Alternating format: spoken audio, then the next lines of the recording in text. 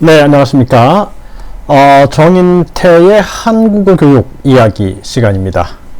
네, 제가 이제 한국어 교원으로 활동을 하면서 겪었던 경험들을 공유하고자 합니다. 그래서 여러분들이 궁금한 점은 댓글 남겨주시면은 제가 답변을 드리도록 하겠습니다. 자, 은퇴 후에 한국어 교원 어때요? 라는 주제를 가지고 말씀을 드리겠습니다. 저는 이제 교육 공무원을 했고요. 이제 학교에서 교사를 했습니다.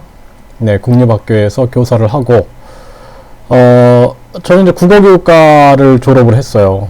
국어교육과를 졸업하고, 이제 국어교육과는 이제 한국인을 위한 국어교육이죠. 네, 그래서 다르죠.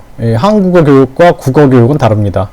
그래서 이제 국어교육과에서는 뭐 외국인한테 한국어를 어떻게 가르칠 것인가 뭐 이런 걸 전혀 공부하지 않습니다. 그냥 한국인 대상으로 한 국어교육 과정을 어떻게 이제 전개할 것인가 뭐 이제 한국 교과서를 연구를 하고 수업 연구를 하고 뭐 그런 것이 이제 주된 학습 과정이죠. 그런데 이제 저 같은 경우에도 이 한국어 교원에 관심이 있어서 한국어과를 다문화 한국어과를 다시 들어가서 졸업을 했습니다. 그래서 이제 한국어 교원 자격증을 취득을 했고요. 네, 한국어 교원 자격증은 3급도 있고 2급도 있어요. 그래서 뭐 아까 제가 말씀드린 것처럼 대학교, 뭐 사이버 대학교도 괜찮습니다. 대학교 또는 뭐 학점 운행 기관도 괜찮아요. 그래서 그런 대학교나 학점 운행 기관에서 예, 한국어를 전공하고 졸업하시면 됩니다. 그리고 이제 실습을 이수를 하셔야 되죠. 실습. 네, 그렇게 하는 방법. 또는 이제 한국어 교원 자격증 3급 같은 경우에는 100시간의 이론 수업을 하고 20시간의 실기를 이수하시면 됩니다. 이것도 역시 뭐 사이버로 이수할 수가 있습니다. 그래서 여러분들이 그 한국어 교원 자격증을 취득한다 그러면은 이런 방법이 있다라고 생각하시면 돼요. 근데 한국어 교원 3급 자격증은 시험이 있어서 그 시험에 합격해야 됩니다. 근데 상당히 좀 어렵다고 하네요. 그래서 뭐 저부터도 처음에는 한국어 교원 3급 과정을 이수를 했어요. 이수해서 이수증을 받고 시험을 응시하려고 했는데 뭐 시간도 마땅치가 않고 그러다 보니까 다시 이제 그 대학에 들어가서 공부를 해서 마쳤습니다. 선택은 이제 여러분들이 하시면 되고요. 은퇴 후에 한국어 교원을 하신다는 교수님들이 많아요. 제가 이제 교수님들을 많이 만나다 보니까 그렇게 얘기하시는 분들이 많더라고요. 뭐 특히 이제 대학교에 보면 국제교원이 있습니다. 그러니까 외국인 유학생들 담당하는 부서인데 여기 이제 뭐 처장님이나 원장님들을 제가 많이 만나요. 그런데 이분들이 항상 하시는 얘기가 한국어 교원 자격증 저도 땄습니다. 바쁘시니까 사이버 대학에 들어가서 저도 한국어 교원 자격증 유지했습니다.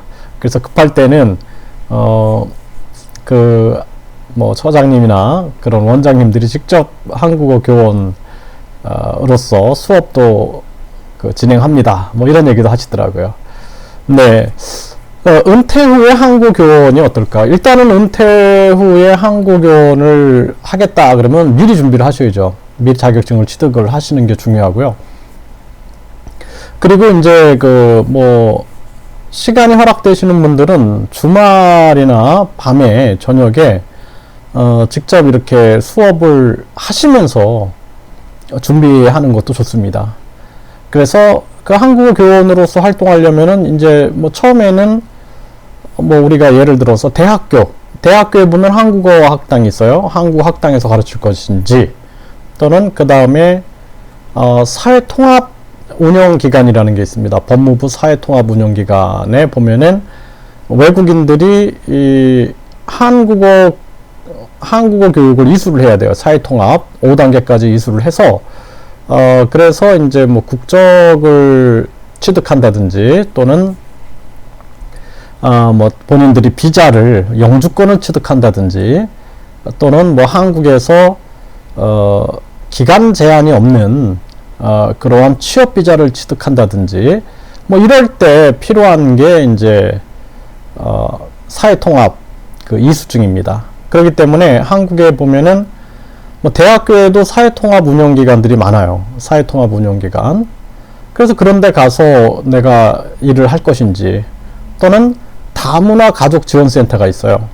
다문화 가족지원센터에도 한국 교실이 있습니다. 거기서 이제 한국어 교원 활동을 할 것인지, 또 평생교육원들이 있어요. 평생교육원에서 한국어 교실이 있습니다. 거기서 또 한국어 교육을 진행할 수도 있고, 또 아주 전문 학원들도 있어요. 외국인 대상으로 전문 학원을 만들어서 그 전문 학원들이 한국어 교육을 하는 경우도 있습니다. 자, 이게 이제 국내적인 모습이고요. 국외로 나가게 되면은 세종학당들이 있죠. 세종학당에서 내가 한국어 교원을 할 것인지, 아니면은 뭐 해외에 있는 한국어 학원에 취업을 할 것인지, 아니면 이제 해외에 있는 대학교에서 한국어 거기도 학당이 있으니까 한국 학당에서 가르칠 것인지, 뭐 더 나아가서 어떤 분들은 뭐 조건이 되시는 분들, 학위 조건이라든지 이렇게 되시면은 뭐 한국어 학과에서 뭐 겸임 교수라든지 또는 뭐 강사를 하신다든지 뭐 이런 것도 가능하겠죠. 그렇죠? 네. 뭐 그렇게 다양한 방법들이 있을 겁니다. 그래서 어디에서 가르칠 것인가? 내가 대학 또는 다문화 가족 지원센터, 사회통합 운영기관, 평생교육원, 그리고 학원. 네. 또 어떤 분들은 나는 인터넷으로 가르치겠어 하면은 또 인터넷을 통해서 한국어 교육을 가르칠 수도 있겠죠. 네. 그리고 또 나는 해외로 나가야겠어 그러면 해외의 대학교에서 할 것인지, 또 한국어 학당에서 할 것인지, 세종학당에서 할 것인지 결정을 하셔가지고 하시면 될 겁니다. 자, 은퇴 후에 뭐 경제적인 큰 압박감이 없다 그러면은 한국어 교육은 괜찮은 것 같아요. 인생을 보람있게 살 수 있죠. 그러니까 은퇴 후에 뭐 저부터도 마찬가지고 은퇴 후를 생각하지 않을 수가 없잖아요. 은퇴 후에 뭐 할 것인가 라고 생각을 하면은 맨날 등산 갈 것이다 뭐 이렇게 생각하면은 그 하루 이틀이죠. 등산도 저도 등산을 굉장히 좋아해서 매일매일 저는 뒷동산에 오르거든요. 저희 동네에 뒤에 뒷동산이 있어서 뒷동산에 매일매일 오릅니다. 근데 할 일 없이 계속 오르면은 그거는 별로 뭐 좋지 않은 것 같아요. 무슨 할 일이 있으면서 틈틈이 올라야지.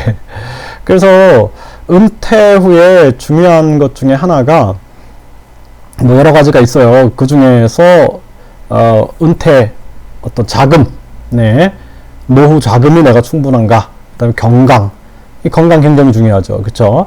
그 다음에 이제 취미나 내가 소일거리, 취미 활동을 할 것인지. 그러니까 제가 아는 분 한 분은 도자기 활동을 하고 싶다. 이분은 은퇴하고서 그거에 이제 빠져 있는 그런 분들, 또는 어떤 분들은 내가 은퇴 후에 진짜 뭐 자신이 하고 싶었던 뭐 수공예 그런 일을 한다든지 뭐 이런 거 있겠죠. 뭐 어떤 분들은 또 벨리댄스에 빠져 있는 분들도 계시고. 근데 소일거리가 있어서 내가 어떤 소일거리 활동을 하면서 뭔가 봉사도 되고 뭐 이런 활동을 원하겠다, 이런 분들도 계시고요. 그러니까 결국에는 활동할 게 필요한 거예요. 노후 자금 필요하잖아요. 그렇죠? 그 다음에 건강 굉장히 중요하죠. 건강 관리를 진짜 뭐 평생 해야 되는 거예요. 평생 건강 관리를 하셔야 됩니다. 그리고 특히나 이제 40대부터는 무엇보다 중요한 건강 관리예요. 매일 술 마시고 뭐 이러다가 쓰러지면은 그때는 불행한 노후가 시작이 됩니다.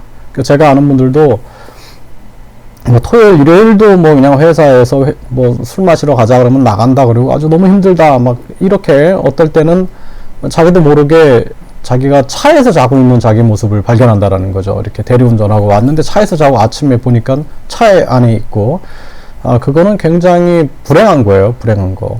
네. 그래서 은퇴 후에 노후 자금이 내가 충분히 있는가 계산해 보면 나오겠죠. 노후 자금이 내가 은퇴 후에 만약에 50세까지 뭐 50년을 더 산다. 그러면은 1년에 얼마 나갈 것인가? 예, 계산해 보면 1년에 뭐 2천만 원이다 그러면 10년이면 2억입니다. 50년이면 10억이거든요. 노후 자금, 건강. 이 건강 굉장히 중요하죠. 그래서 40대부터는 다른 게 중요한 게 아니라 건강에 투자를 해야 돼요. 건강. 건강에 투자라는 게 무슨 뭐 어떤 좋은 음식 먹고 이런 거보다도 건강에 좋은 음식, 그러니까 뭐 건강에 좋은 약 먹고 이런 게 아니라 건강에 좋은 채소라든지 또는 뭐 고구마라든지 뭐 이런 거 이제 자료들 찾아보면 많이 나오겠죠. 그런 거 건강에, 그리고 또 운동이 굉장히 중요하죠. 운동, 스트레스 관리. 네. 그 다음에 아까 말씀드린 활동, 내가 취미가 됐던 소일거리가 됐던 봉사활동이 됐던 제일 좋은 거는 평생 현역이에요. 그래서 아시다시피 뭐 한 교수님은 100세까지 강연을 다니잖아요. 책 쓰고. 그런 분들은 굉장히 평생 현역으로 사는 거죠. 멋진 거죠. 그쵸? 그렇게 평생 현역이면 참 좋겠고요. 뭐 또 그 다음에 고독 관리. 내가 고독을 많이 느끼는 분들은 그렇지 않은 분들은 뭐 내가 혼자 뭐 책을 쓴다든지 뭐 이런 거를 통해서 가능하다 그러면 가능한데, 그렇지 않은 경우에는 벗이 있어야겠죠. 네, 배우자, 가족 또는 벗, 함께 이렇게 할 수 있는 이런 사람들. 이 굉장히 중요한 부분입니다. 이 부분이, 이 네 가지가. 그래서 그 중에 이제 은퇴 후에 내가 한국어 교원을 한다 그러면은 제가 봤을 때는 40대부터 철저하게 준비를 하셔야 돼요. 뭐 아까 말씀드린 것처럼 노후 자금이 충분해야 될 것이고, 그 다음에 건강하지 않으면 어떻게 노후에 저 교육을 하겠어요. 네, 그 다음에 아까 말씀드렸던 것처럼 내가 어떤 활동을 해야 되는데 그 활동 중에 이 한국어 교원이 저한테 맞아야겠죠, 본인한테. 그 다음에 뭐 고독은 없어지겠어요, 그쵸? 뭐 이렇게 어쨌든 학생을 가르치면서 나름대로 굉장히 보람이 있을 테니까요. 그래서 은퇴 후에 한국어 교원은 굉장히 좋습니다. 좋고, 저도 이렇게 한국어 교원을 할 수 있는 한 평생 하고 싶어요. 예, 그래서 뭐 저도 매일 운동 관리, 건강을 하면서 이제 운동을 체계적으로 관리하고, 그걸 통해서 이제 건강 관리를 하고 있는 거죠. 건강 관리하고, 그리고 무엇보다도 어떤 그 한국어 교원으로서의 제 전문성을 높이기 위해서 굉장히 노력을 합니다. 저는 국내에서도 가르쳐 보고 해외에서도, 이렇게 이 사진이 이제 제가 해외에서 가르치는 모습인데요. 해외에서도 가르쳐 보고 하니 괜찮은 것 같아요. 또 한국인으로서 자부심도 갖게 되고요. 네, 굉장히 좋은 일이기 때문에 철저하게 잘 준비하시면 좋겠습니다. 궁금한 점 문자 주시면은 답변 드리겠습니다. 감사합니다.